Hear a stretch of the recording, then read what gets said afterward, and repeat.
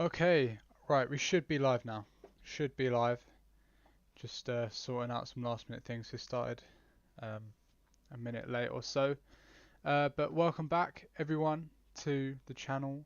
Yeah, I mean, I'm a bit low energy today, I'm not going to lie. I could probably do that a bit better. Welcome back, everyone. Welcome back. Today we're going to be going through Bahrain, the rundown, and yeah, just giving you guys the highlights from practice qualifying race and just a general kind of discussion and the stuff that's been going on behind the scenes as well. Um, One thing I'm gonna try, I haven't had time to write the notes for the race because it ended at like 6 o'clock, and I've been doing some stuff from between 6 and 7, so I've been a little bit busy. So I'm gonna try and have to wing that, but hopefully with your guys' help, it will be a little bit better, and uh, yeah, we'll be able to kind of pull it off, I suppose. Hopefully you guys can hear me okay. Um, Hopefully at least. But yeah, okay. So we're just gonna get straight into it with practice. So yeah, Bahrain got underway with a massive traffic jam at the start. I don't know if you guys managed to catch practice, but I just remember when I kind of was seeing it. Just like all these cars, like all 20 cars, just coming out, piling out at once. It was quite a sight to see. Obviously, they've shortened the practice sessions now, so they're only an hour long, and so for a lot of the sessions, it was kind of cars getting out the way of other cars where they were on their laps, and then vice versa for the following laps, etc. So, yeah, it was there was a lot going on, but it was good to see loads of cars on track because usually with that extra kind of hour and a half that they would have over a weekend, it's just a lot more relaxed and chilled out, and just a little bit more boring for the fans. So it was good to see. It was good to kind of just.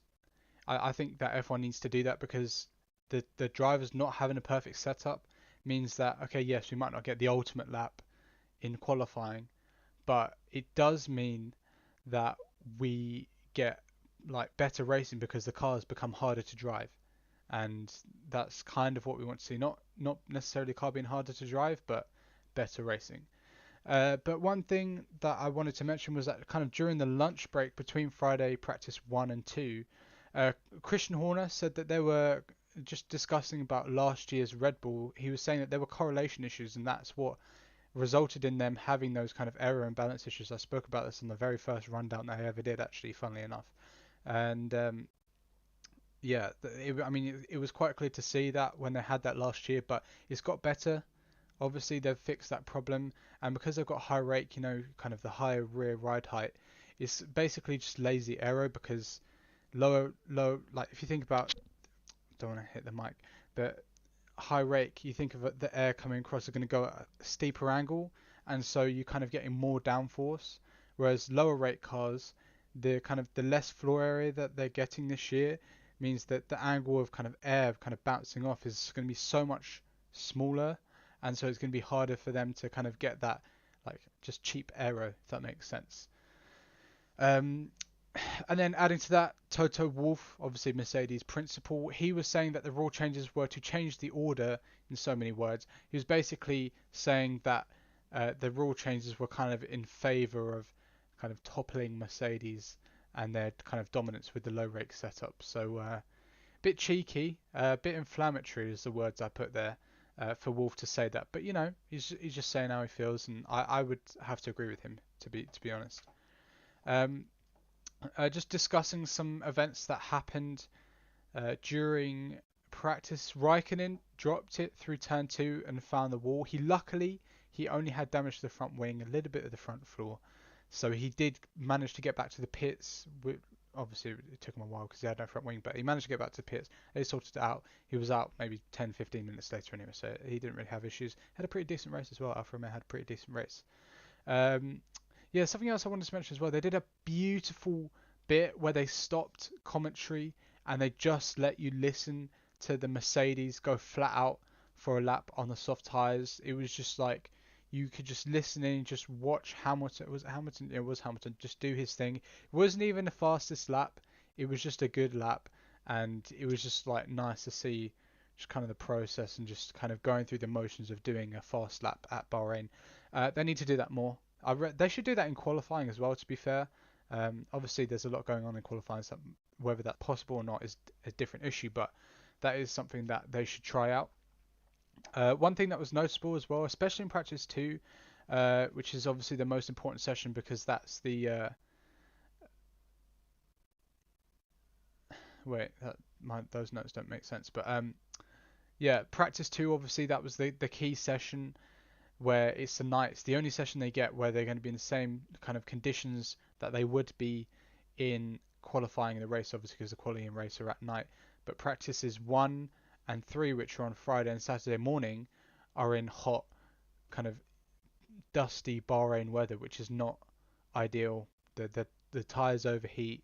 You can't really find any kind of correlation and tweak this. You could kind of tweak the setup more, kind of ride height and suspension, because obviously the track geometry doesn't change, but the weather and kind of the grip, etc., and the aerodynamics does change with weather.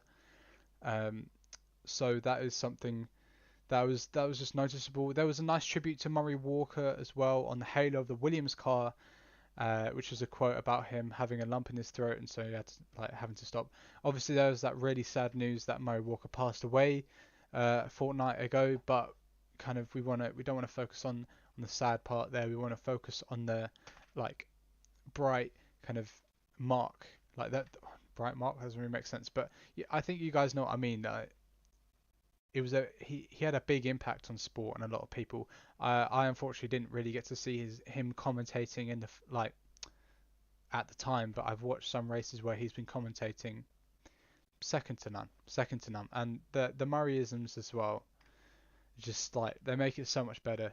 I think we should start calling Crofty's mistakes Croftyisms because he tends to make a lot of mistakes. Although he was actually alright today, and just a general weekend actually he was alright, but I know last year he made quite a few mistakes. Speaking of Williams, this is something that I've made a video on actually. This is the last video I made on about Porsche.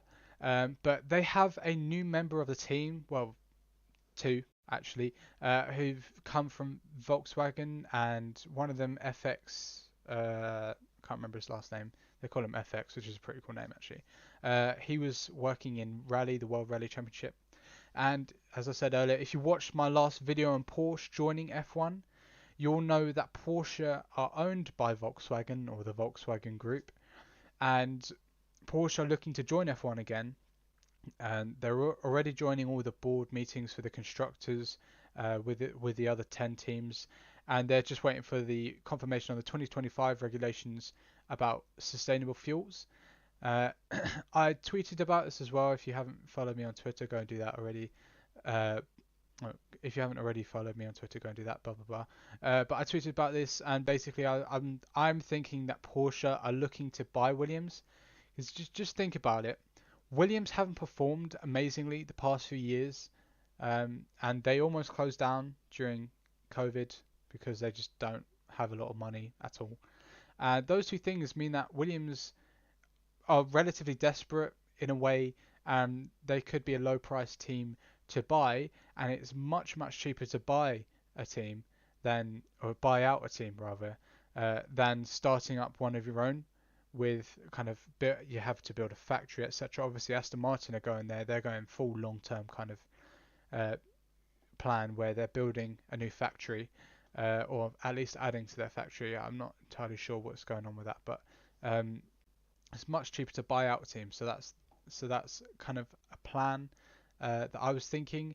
Yeah, but something else that I was thinking was that VW, Volkswagen, obviously are putting some of their technical staff in the team now, Williams now, to get a head start on aligning the team to prep for a takeover from Porsche. It's complicated.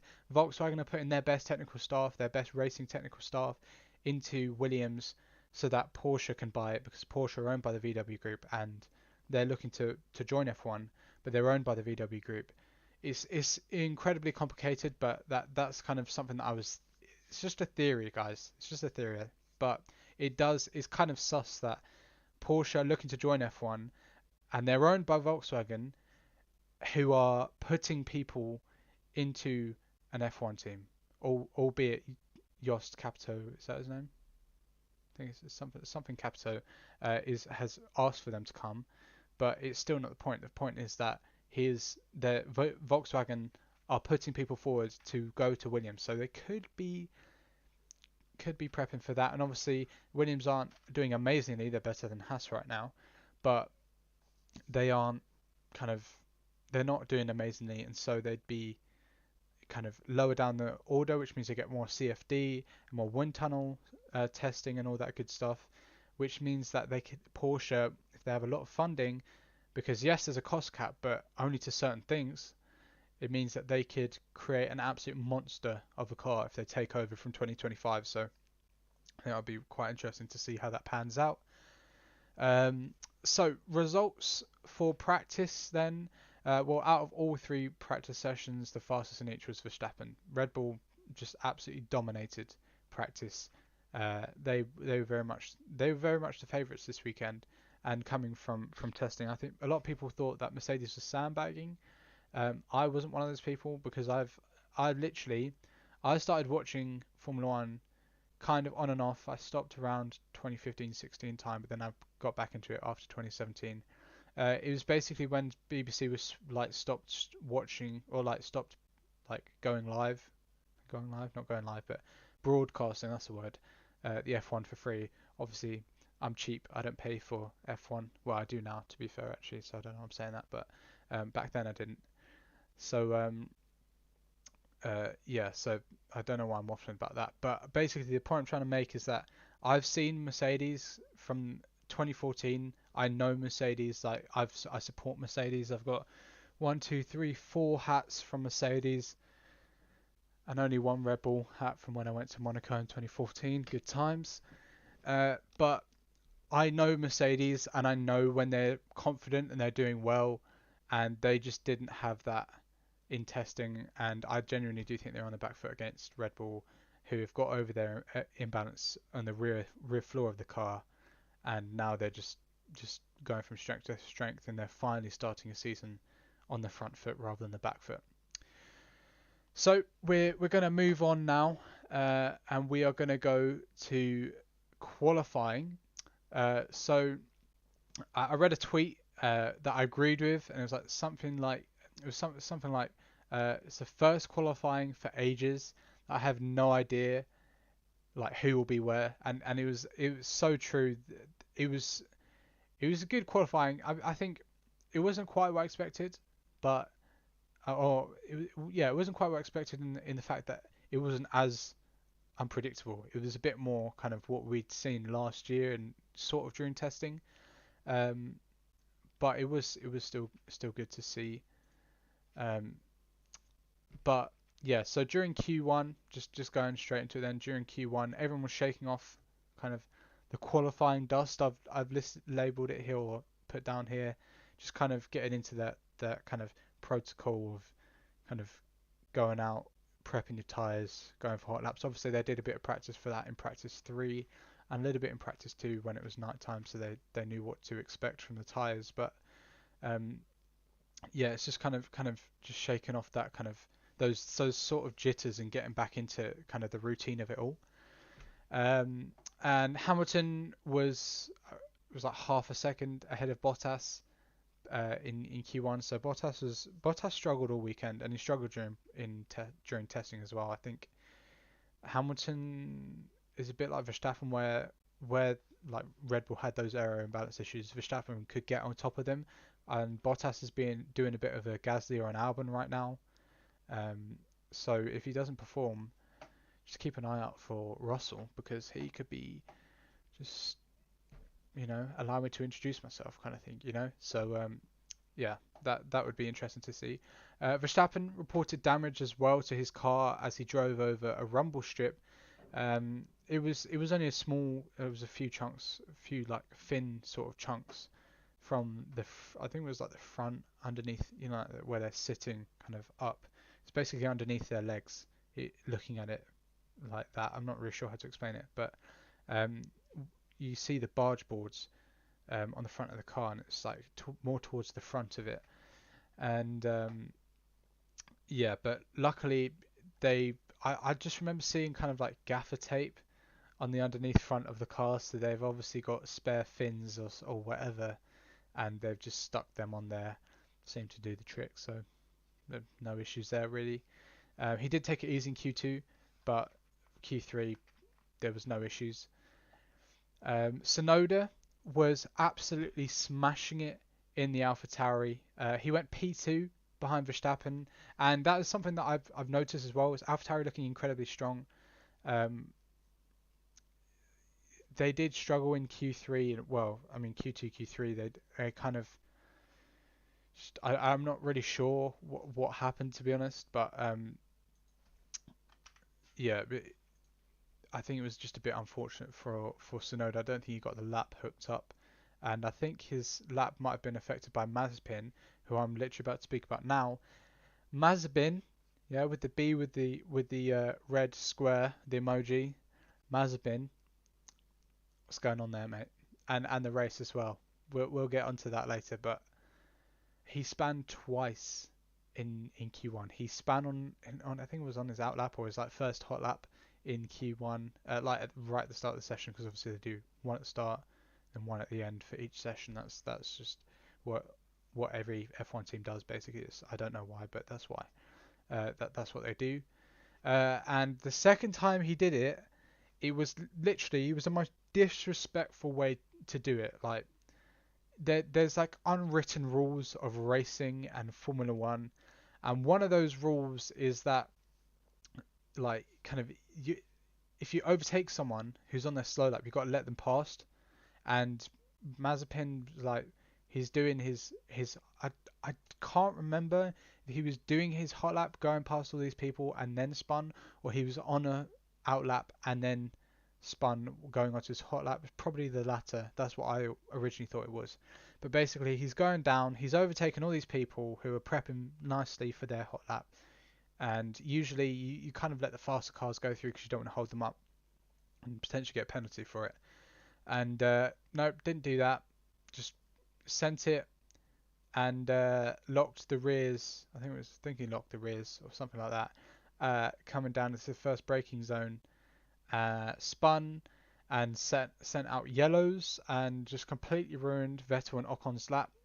I just at this point, I mean, I'll get onto later what happened as well during the race, but I just question like why is he in the sport? I mean, I can't with this guy.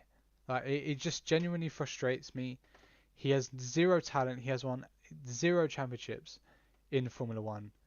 I mean, I feel bad like just being horrible to this guy, because at the end of the day he's still a human being.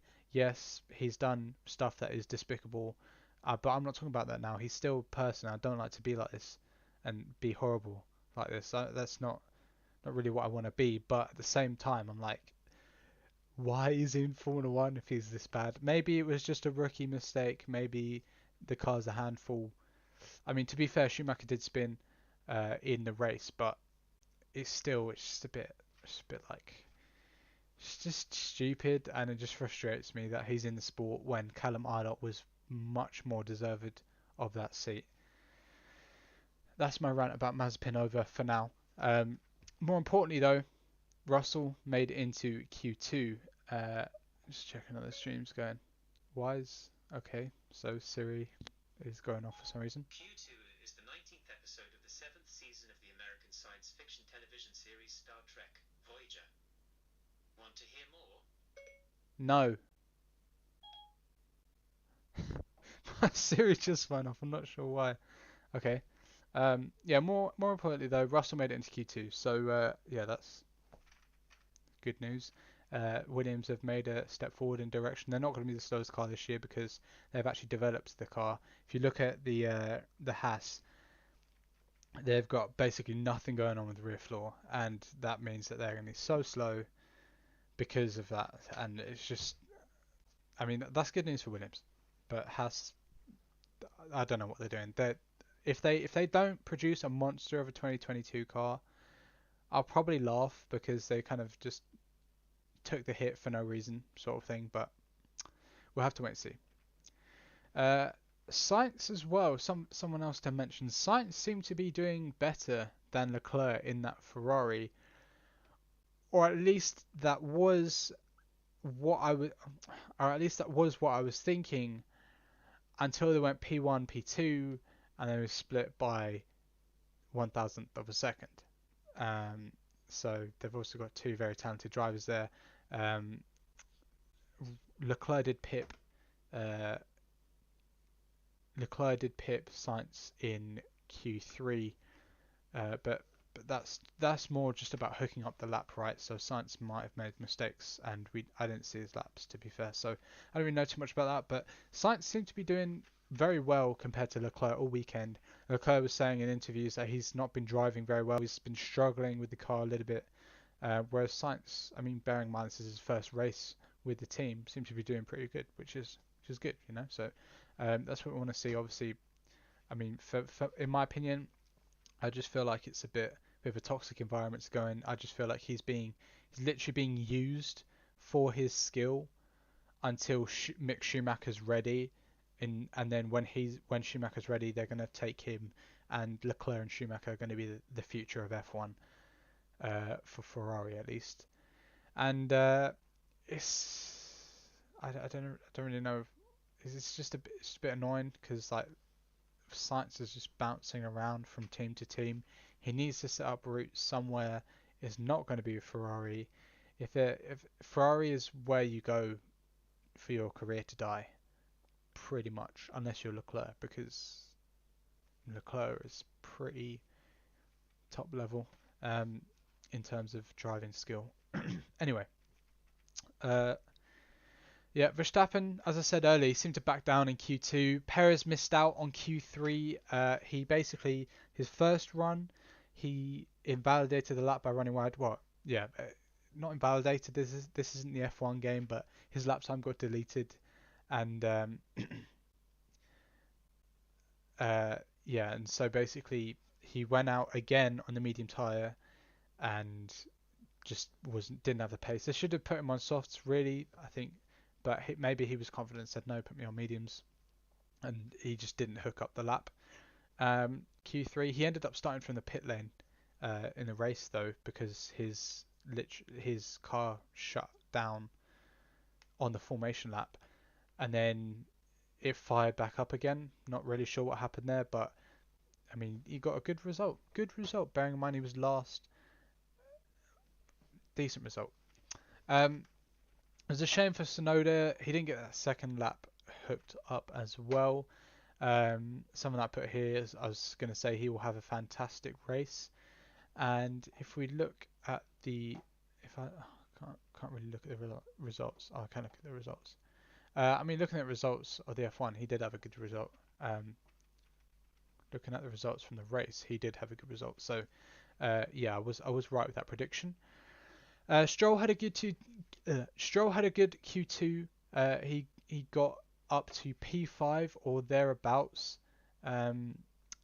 Yeah, I put here all is not lost for Aston Martin. They've taken the hit.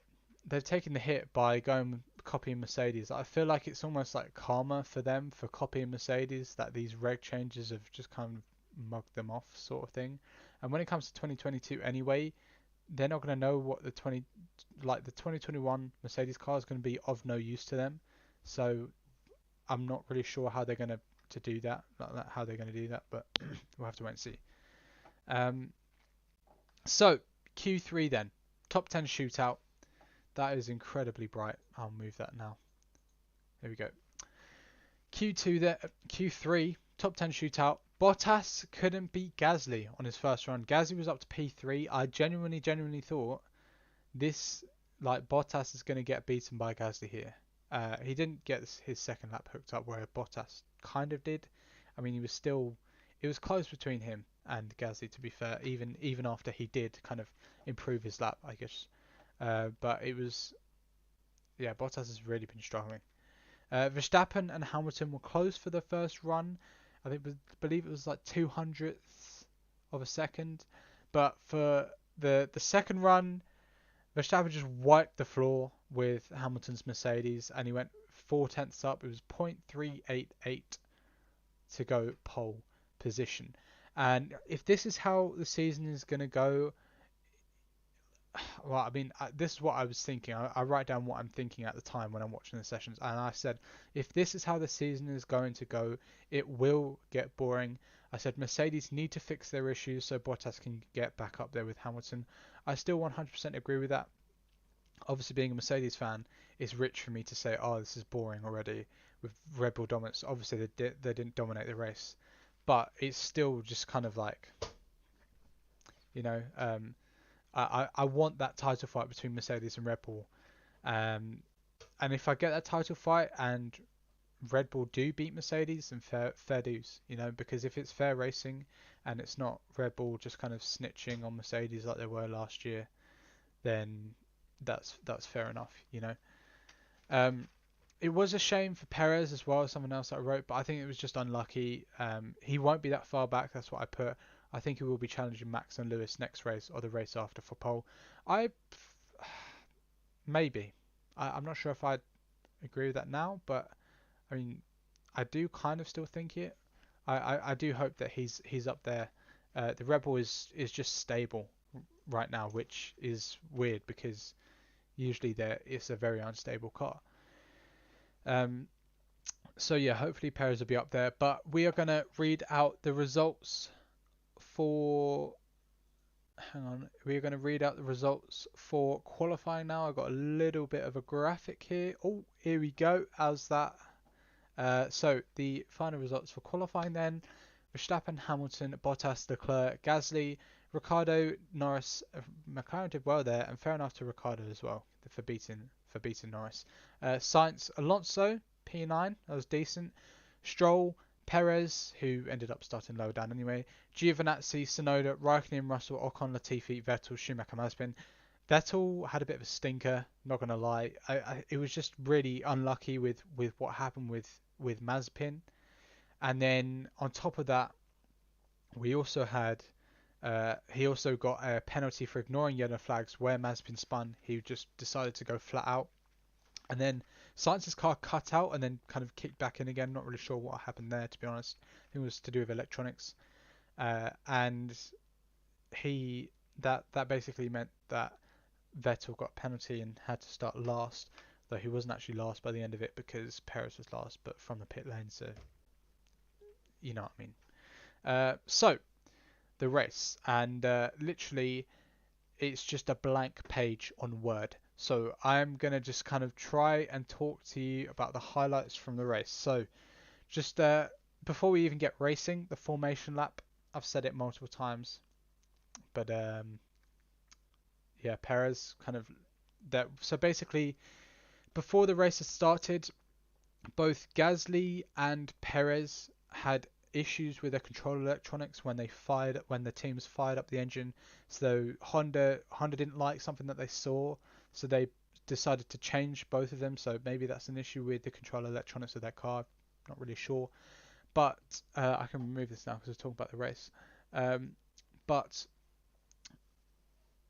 what was I saying? Yeah, so I mean, it wasn't too difficult to get sorted. It's probably just like a little kind of computer box that they just slot in, plug everything in, plug in the HDMI and the power cable, all that good stuff. And yeah, so they got that switched out pretty quickly, so there wasn't too much of an issue there. But then obviously Perez controller electronics then just shut down. There was no screen on his wheel, anything. But then it just fired back up again as the marshals went to kind of push him back, and he was like, no, no, no, no, no, don't push me back. I'm going to go. So that meant that the teams or the drivers had to do a second formation lap. Perez went into the pit lane to start out. That was my wrist, and yeah, that was it. Um, yeah, so that was a formation lap, and then lap one, Mazepin. One word to describe it would be Spinola. It was completely unforced. He literally did a Vettel. Um, no disrespect to Sebastian Vettel, I very much like the driver, and I really want him to do well this year. But I mean, if we're gonna class it as what someone else would traditionally do, it would be Vettel just spin completely unforced error. And again, it just makes me. I literally I was watching this with I, just when I was sat there watching it, I was like, why is he in the sport? Like in the moment, I was thinking, why is he driving? He has no talent. He's won no championships. Just why? Basically, just why? Like that. That's what I was really thinking, and it was just. I don't really know what to say to it because it's just really annoying when I know that Calamilo or just someone else in the Ferrari Driver Academy would be better, and then they just kind of put Mazepin because he's got money, and it's just that's something that's so fundamentally wrong with the sport. And I just don't get why Haas he's like not willing to invest in his own team, which is stupid because their CNC company is massive, and I I, just, I don't know what to say really. Um, that's right. Just thinking what else happened. Yeah, Alonso he had to retire. His rear brakes failed, or they were going. Someone I don't know really, and that basically meant that he had to retire from the race. It was a shame. He was doing really well. He had a fantastic battle with Sainz and was it Stroll or was it Vettel? I can't entirely remember to be honest with you, but it was a really good battle, and he was getting his elbows out, and it was good to see him back. The Alpine did look very twitchy, but it was good to see him back. And then on top of this, there was a collision. I believe, yeah, it was Vettel doing Vettel things. Well, 2020 Vettel things at least. He Well, I mean, it wasn't really Vettel doing Vettel things, but the TV is about to turn off. Please don't do that. Oh, here we go. I've got a TV as my second monitor, and it has an off timer for some reason if there's no activity. So that's done now. I don't know why I'm telling you guys about that, but um, yeah, Vettel basically. I mean, what he said after was a bit stupid, but basically he's behind Ocon or Ocon gets past him. Yeah, that's it. So Ocon gets past him, keeps his line, fair enough. Like Vettel pulls over to the side, Ocon kind of goes through, and then Vettel kind of brakes and then moves behind him, loses downforce because obviously he's in the dirty air, locks his fronts, and then kind of punterinos Ocon and kind of just mugs him off basically. Uh, they both spin. Vettel had damage on his car, and that pretty much. I mean, his race was pretty done from the start. Really, it didn't really get off the ground anywhere, um, and that ultimately meant that he. I mean, I don't know really where. I don't really know where I'm going with this, but basically, Vettel said on the radio that he he was saying about Ocon, he's just saying why is he moving lines like that when actually Ocon never moved line. It was literally just Vettel who kind of pulled out to the right. Ocon just kept straight. Then Vettel moved back onto the racing line, lost downforce, ran into the back of Ocon. So it was just a bit of a stupid thing to say, really. You can see a bit more of the. Oh, there we go. The Hamilton poster. Cool. I don't know what I'm pointing that out. Thinking what else, before we get onto the highlight of the race, which is obviously Verstappen and Hamilton. Yeah, one thing that was kind of one of the main things from the race was uh, just the amount of strategy. I was thinking, oh, okay, just easy 1 or 2 stop, 3 stops for most teams at least. I believe it was two or 3 stops, and that is my phone going off. I'm not sure why it's going off. Let me just put that on silent. And yeah, it was just I don't know. Was talking about strategy. Yeah, strategy. Yeah. So it was. I'm just trying to think. Yeah. So there were some teams that were trying to stretch it out, and they kind of pitted really early, like lap 17. 15 even for some of the early pitters. And it was I was just a bit surprised that they were pitting that early. They were like some of them were on mediums. I thought they should at least go to lap 20, but um, something to do with the new Pirellis. I don't really know much about them to be fair. I just know that they're harder, which I thought would have meant that they disintegrate or slower. Yeah, so they're more durable, but apparently not. I don't really know. And yeah, the tires were degrading really fast. That was just it was literally just a strategy race, and it was amazing. It was so good to watch. You had no idea where anyone was going to be because everyone was on different strategies and different pit stops. One thing I have to say was that which I thought was brilliant, something that I didn't even consider, and I'm quite good at like seeing what the strategies are. Um, Even though I didn't really know much about the tire life, but you can kind of see what people are trying to do. But one thing I didn't even think about and consider was,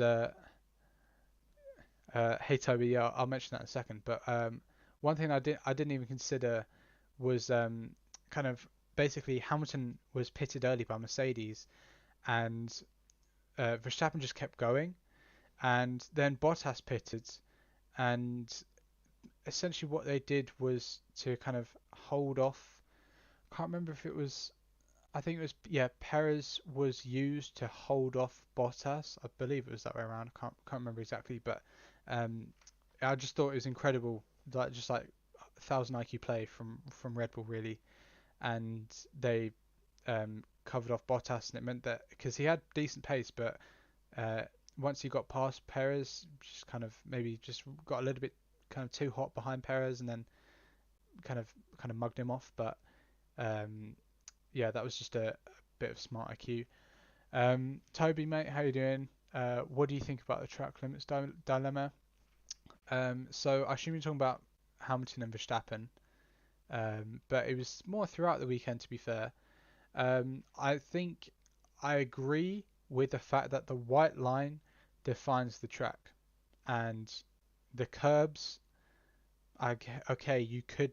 I just don't think you should be allowed to go four wheels over. I mean, you could argue that should be allowed to, but the FIA need to understand that the drivers and the teams obviously are going to try and help their drivers. Want to be able to go as fast as possible through the corners and carry as much speed as possible. And to do that, they need a shallower kind of degrees of turn, if that makes sense. I'm not sure. But basically, a wider line means that you can kind of go through the corner with more speed because the angle at which you're turning is less. I don't know if that makes sense, but because you're making the track wide. Yeah, the track's wider, so you got more, that. I don't know how to explain it, but um, yeah, I think that the white line defines the track. You shouldn't be allowed four wheels over on the curbs because it damages the car as well, which is not what you want to see because it can ruin people's races and it's expensive. So I just think for the sake of simplicity, yeah, just do just white line defines the track. Just leave it at that for every race. If the drivers have a problem, tough. They don't race. Don't race then. If you've got a problem, don't race. You know that's the position that the FIA should be having on it. But instead they're just kind of dancing around it, just not really wanting to solve the issue. Um, so yeah, that's my thoughts on it. But just now I wanted to move on to Hamilton and Verstappen, and just what a race really. They had such a sick kind of finish that like at the end. It was so dramatic. Um, it was kind of building the tension just throughout the final stint.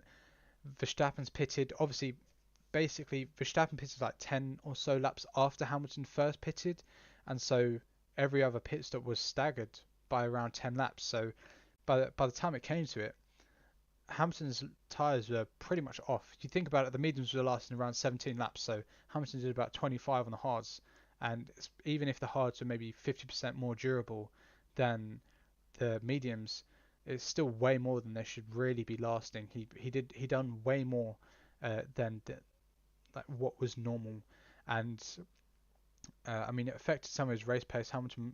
Verstappen was slowly reeling him in after that final pit stop, But yeah, I'm not really sure. Like that overtake that Verstappen did.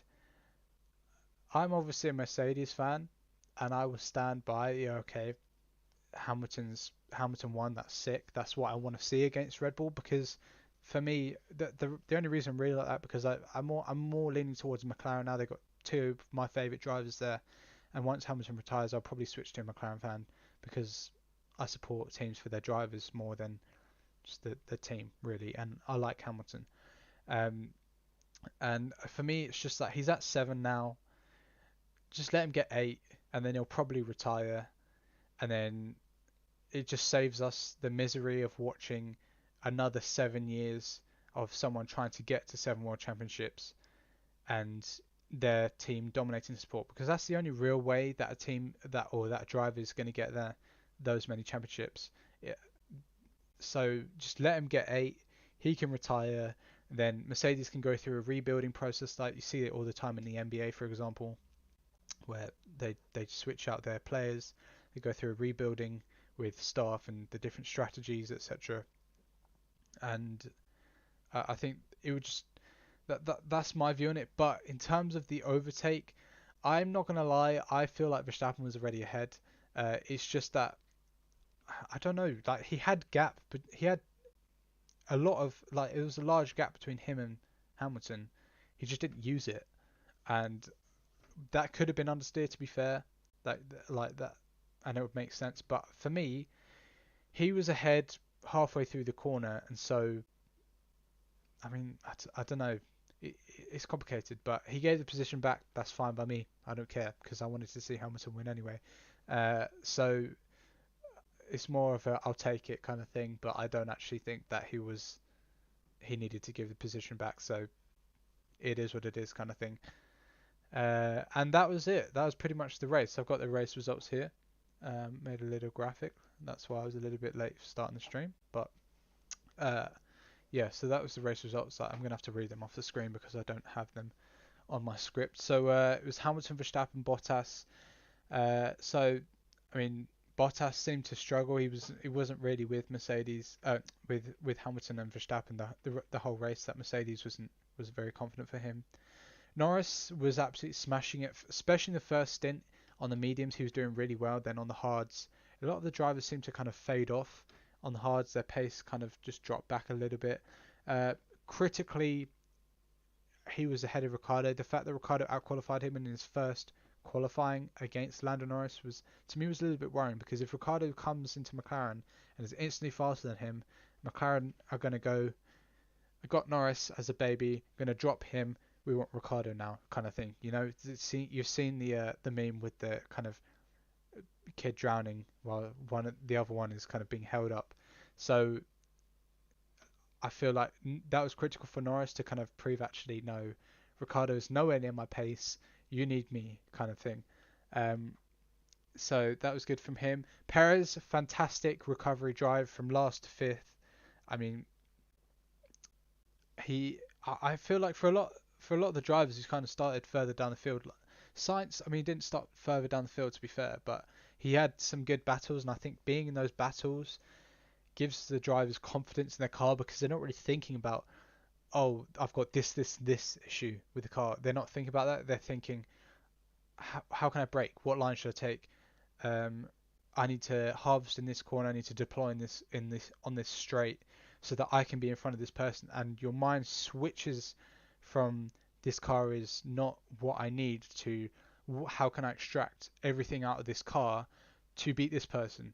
And for the likes of Perez, I think that's going to give you massive confidence, and I think that that's going to help further down the line in the season, going to kind of build up his confidence earlier so that he's more confident to, or like more able to produce the results sooner, essentially.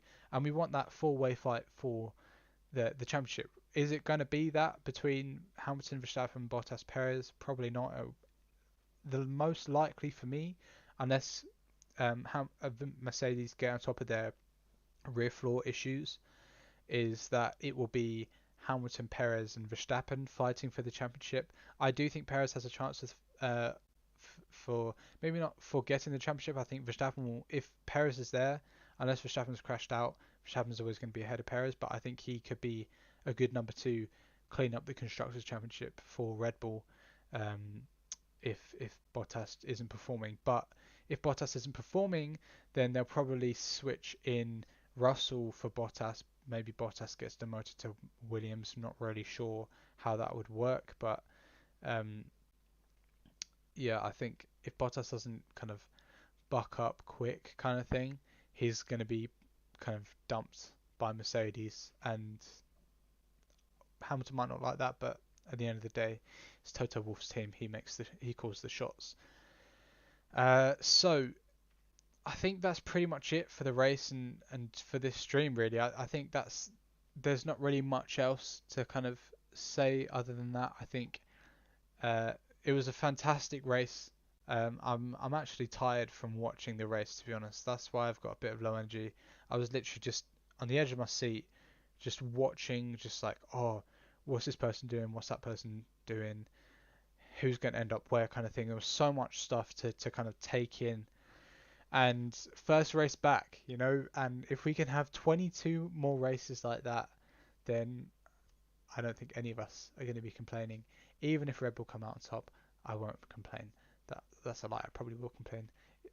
But I want to see McLaren get up there if they can, maybe, just maybe. Because I was talking to a family member about this when we were watching the race together, and I was saying, you know, behind Bottas, Norris from about halfway through the race kept the gap at a decent 12 seconds, and Sainz was faster than the McLarens as well. Which, I mean, Ferrari have seriously made a development.